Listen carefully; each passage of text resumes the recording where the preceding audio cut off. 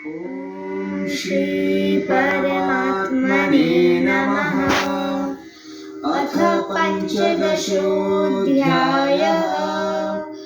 पुरुषोत्तमयोगः। श्रीभगवानुवाच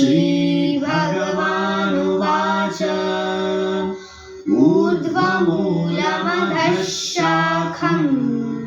अश्वत्थं प्राहुरव्ययम् छन्दांसि यस्य पर्णानि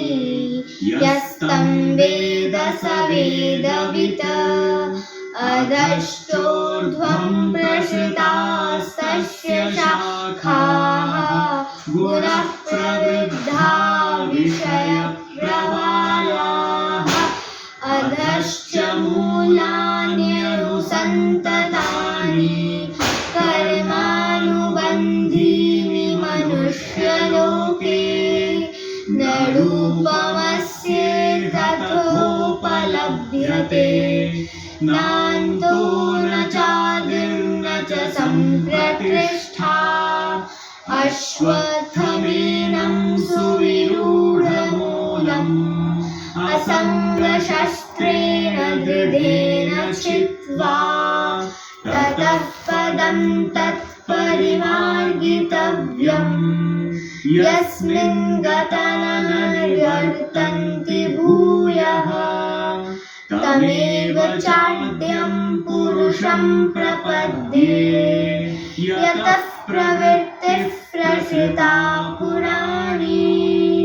निर्मानमोहाजितसङ्गदोषाः अध्यात्मनित्या विनिवृत्तकामाः तद्वैर्विमुक्ताः सुखदुःखसङ्गैः गच्छन्तमूढाः परमव्ययं तत् न तद्भाषयते सूर्यः न शशाङ्को न पावकः यद्गत्वा न निवर्तन्ते तद्धाम परमं मम ममैवांशो जीवलोके जीवभूतः सनातनः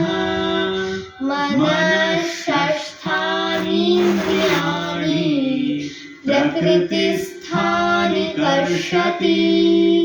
शरीरं यद्वाप्नोति यच्चाप्युत्क्रामतीश्वरः गृहीत्वेतानि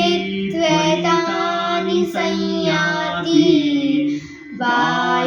वायुर्गन्धानि वार्षयात् श्रोत्रं चक्षुस्पर्शनं च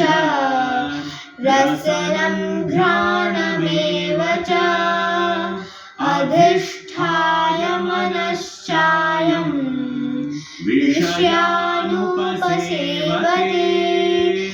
उत्क्रामन्तं स्थितं वापि